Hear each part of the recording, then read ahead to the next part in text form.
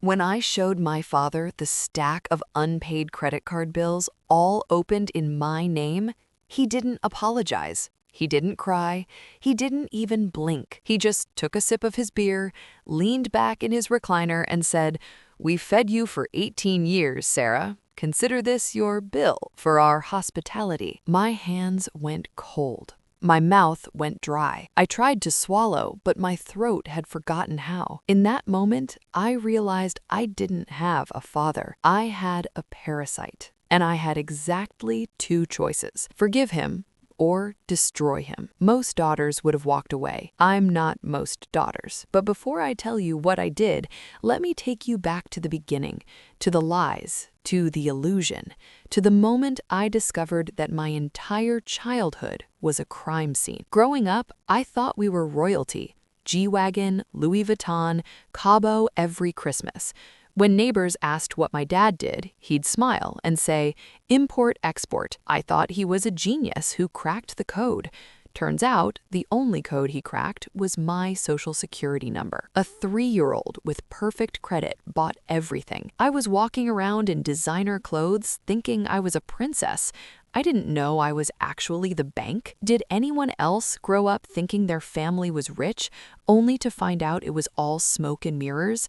Let me know in the comments, because I felt so alone when I discovered the truth. It happened last Tuesday, March 15th, my 18th birthday. Most kids get a car or a party. I got a life sentence. I walked into Chase Bank, ready to start my adult life. The banker smiled warmly. "Happy birthday.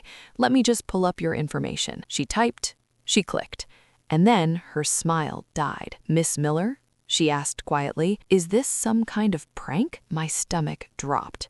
She turned the monitor around, slowly, like she was showing me a crime scene photo. The screen was red, not a little red, completely red, like a warning, like a stop sign, like blood. There were alerts everywhere. Pop-ups, warnings, fraud notices, and at the bottom of the screen in bold black letters, outstanding debt $485,000, credit score 320, status default. Collections. The room started spinning. I grabbed the edge of her desk because I thought I was going to fall out of the chair. "There must be a mistake," I whispered. "I've never had a credit card.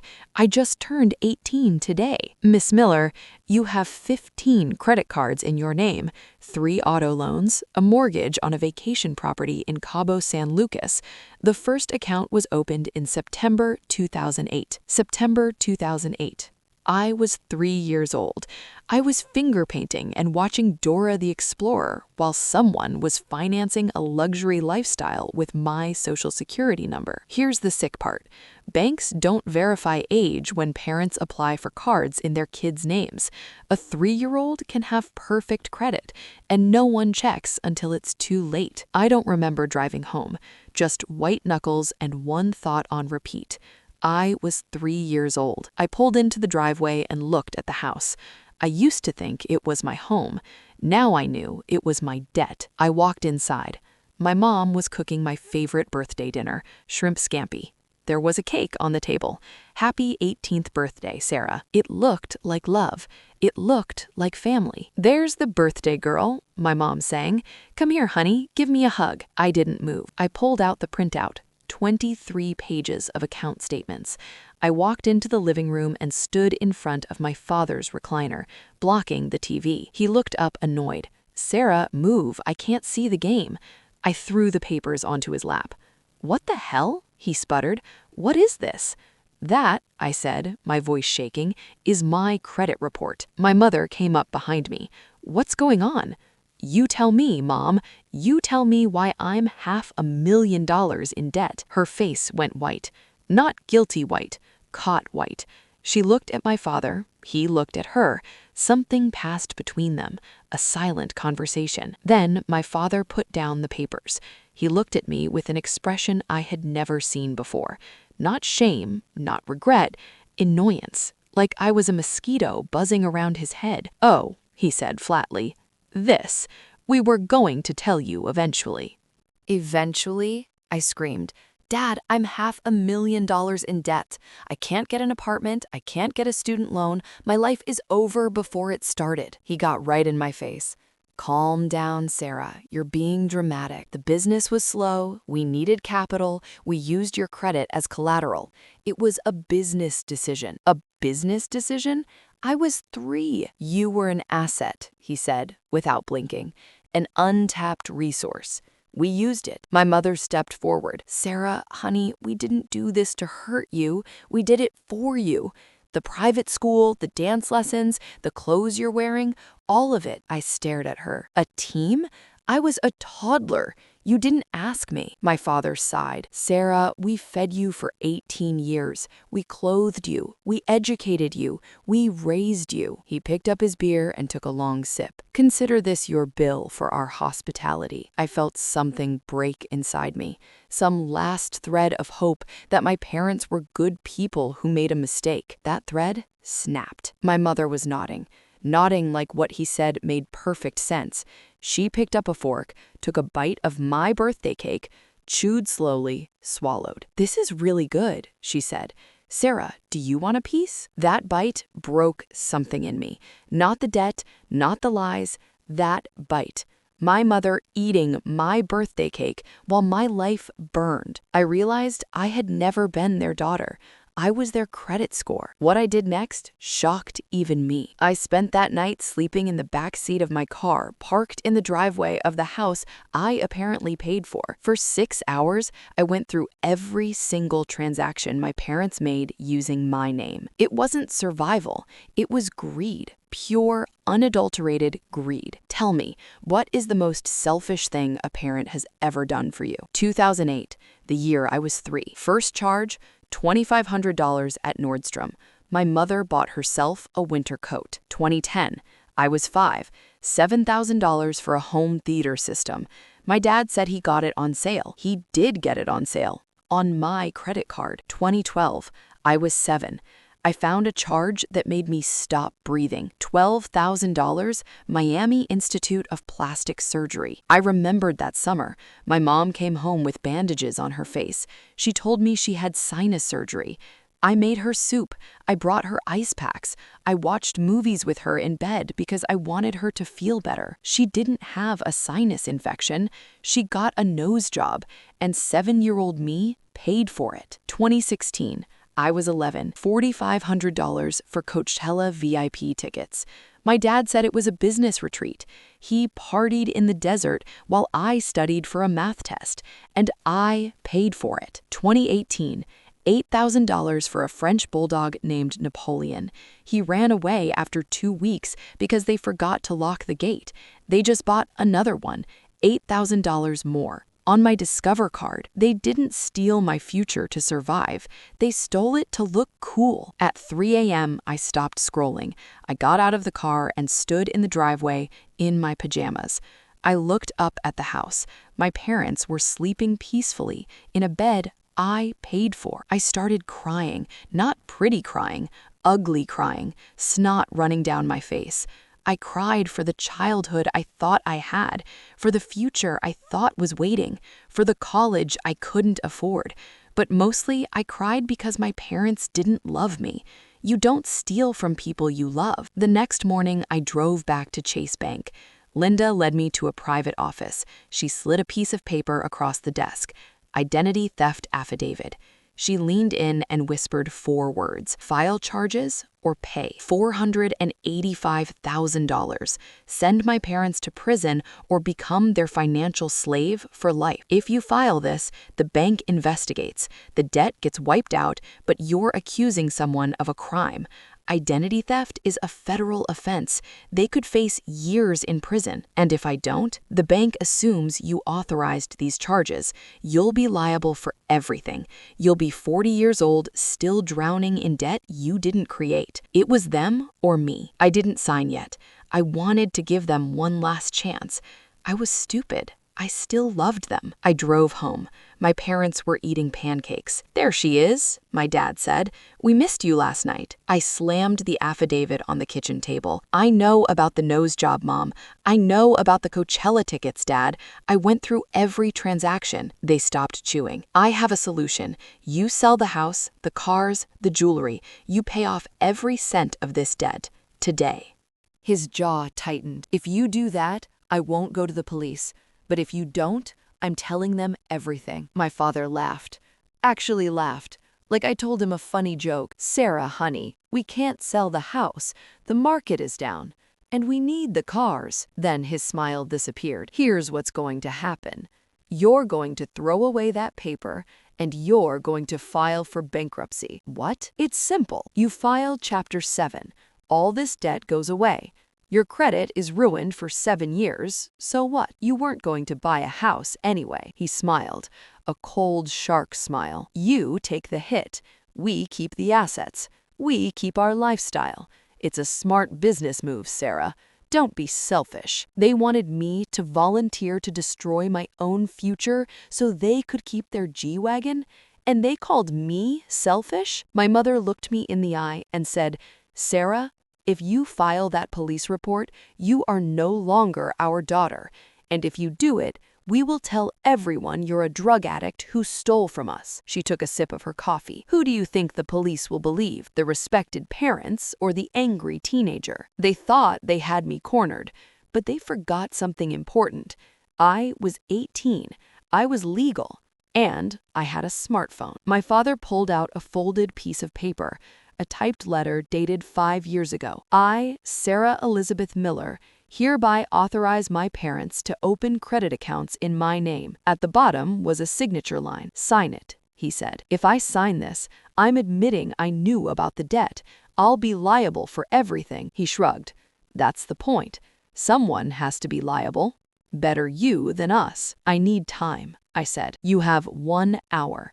Sign the paper or pack your bags." I went to the bathroom and locked the door. I stared at that paper. For a second, I almost signed it. Maybe I did owe them. They fed me, clothed me, drove me to school. Maybe $485,000 was the price of being someone's daughter. Then I remembered something from a true crime podcast. I pulled out my phone and Googled, "Can I record a conversation without telling the other person?" One-party consent. Some states only require one person to consent. I typed in my state, one-party consent state. I could legally record them without telling them. I opened voice memo. I hit record.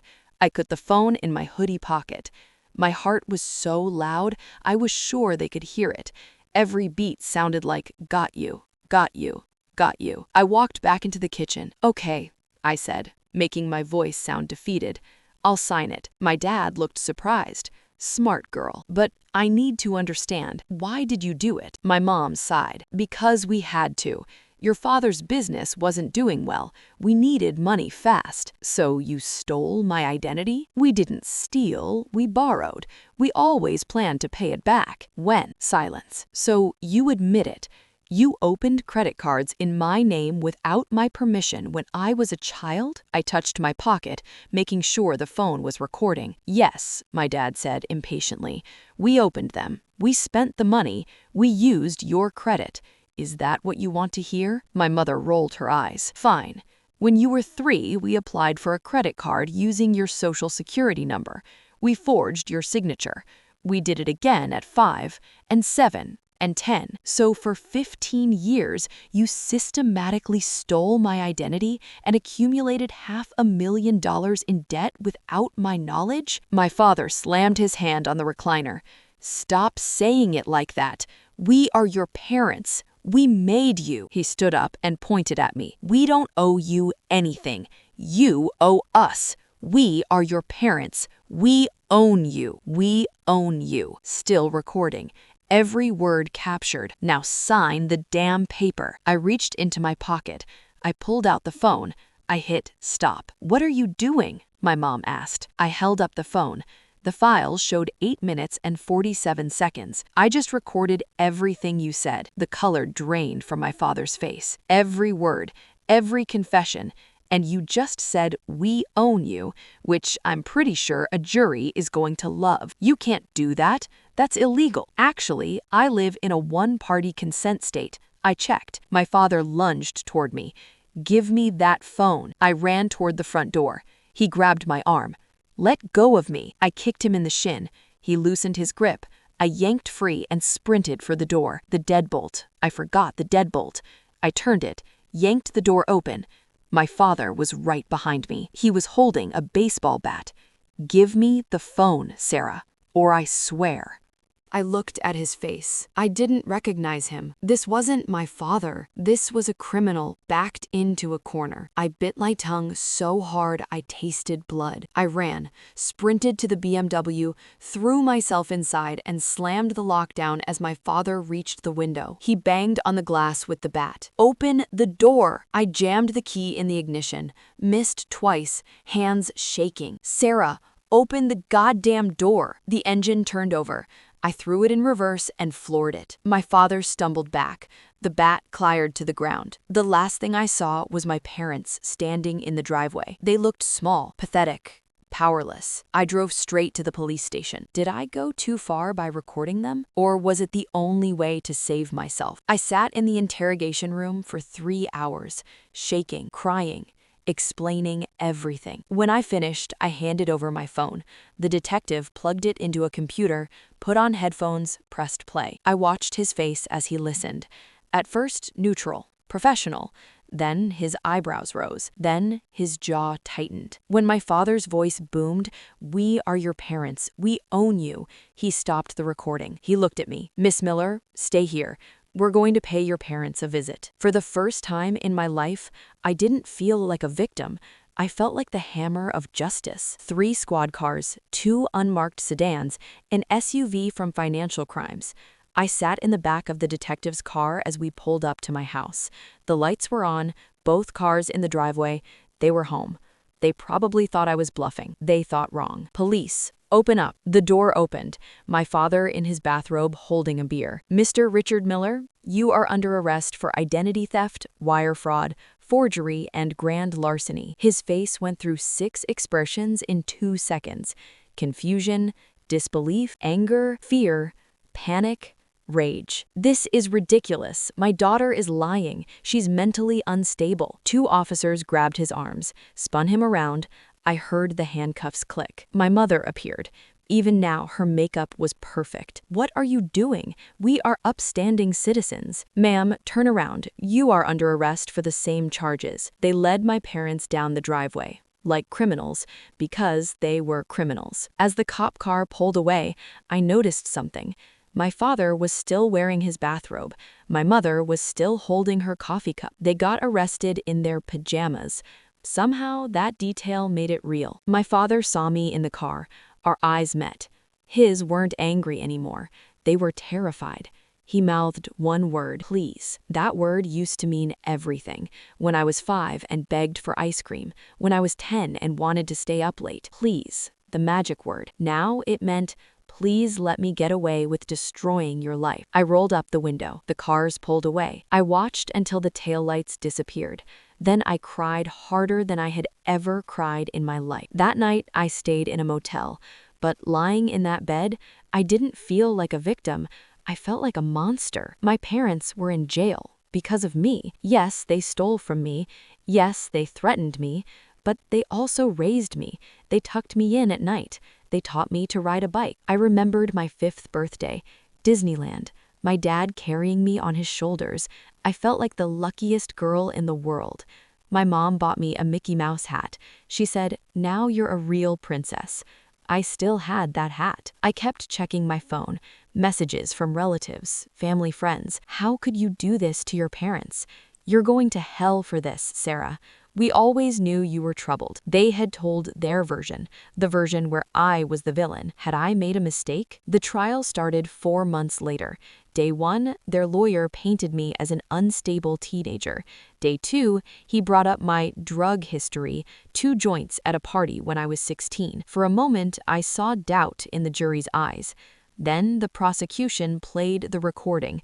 We opened them. We spent the money. We are your parents. We own you. The doubt disappeared. I watched the jury's faces, some disgusted, some sad, one woman crying. My mom took the stand. She looked at me with sadness, real sadness. For a split second, I thought, did I make a mistake? Then the prosecutor asked, Mrs. Miller, why did you open a credit card in your 3-year-old daughter's name? We just wanted her to have nice things. Nice things? Like the $5,000 at a Las Vegas casino? Like the $12,000 nose job? The sadness in her eyes turned to fury. She wasn't sad I turned her in. She was sad she got caught. The jury didn't buy it. Guilty on all counts. Identity theft, wire fraud, forgery, grand larceny, financial exploitation of a minor. When the foreman read guilty, my mother collapsed. My father just stared straight ahead, like a man who finally understood his life was over. I gave a victim impact statement. I talked about the birthday that changed everything, the night I slept in my car crying, the bruises on my arm, the baseball bat. I looked at my parents in their orange jumpsuits. You taught me that love is conditional, that family is a transaction, that trust is for suckers. My voice broke. But you also taught me I'm stronger than you thought, strong enough to fight back, strong enough to survive. I am not your victim anymore. I am not your bank. I am not your possession. I am Sarah Miller, and I own myself. The judge called them predators masquerading as parents. 8 years in federal prison, each. They were dragged out screaming. My mom yelled, "Sarah, how could you?" I didn't answer. 6 months of paperwork, 47 forms, 12 phone calls where I cried. One Tuesday morning, I checked my credit score. 0. Not 320, 0. A blank slate. I screamed, actual screaming. My neighbors probably thought I was being murdered. They almost called the cops. Ironic, the cops had already been to my house, just not for me. I looked at that 0 and cried. But for the first time in months, happy tears. The bank took the house, the cars, everything. I watched the auction from across the street. I thought I would feel sad. I felt light. I moved into a studio apartment, 400 square feet, a window looking at a parking lot. It was perfect. I got a job as a barista, minimum wage plus tips. I took the bus. I was broke, I was tired, and I was happy because everything I had was mine. Last month, I opened a secured credit card, $200 limit. I bought groceries, $47. Paid immediately. My credit score went up 1 point. 1 point. It felt like winning the lottery. Yesterday, I got a letter from prison. Sarah, we need money for the commissary. Send us $500. We know you're working. Your father. No apology, no remorse, just another demand. I laughed out loud. I found a red pen, the same red as that bank screen on my birthday. I wrote one word, denied, and mailed it back. Last week, a 17-year-old girl messaged me. Her parents did the same thing, $200,000 in debt. She asked, is it wrong to turn in your own parents? I told her, you don't owe loyalty to people who treat you like an ATM. You owe yourself a future. She said I gave her courage. That meant more than any amount of money. People ask me if I regret it. No, I regret that I had to. My name is Sarah Miller. I am broke, I am free, and if that makes me a bad daughter, I'll wear that badge with honor. My father said, consider this your bill for our hospitality. Well, Dad, consider this your bill for raising a daughter who learned to fight back. Payment received. In full. Are you proud of me for standing up for myself? Do you think I was too harsh? And if this story helped you, please share it, because there are kids out there living this nightmare. They need to know they're not alone. They need to know there's a way out.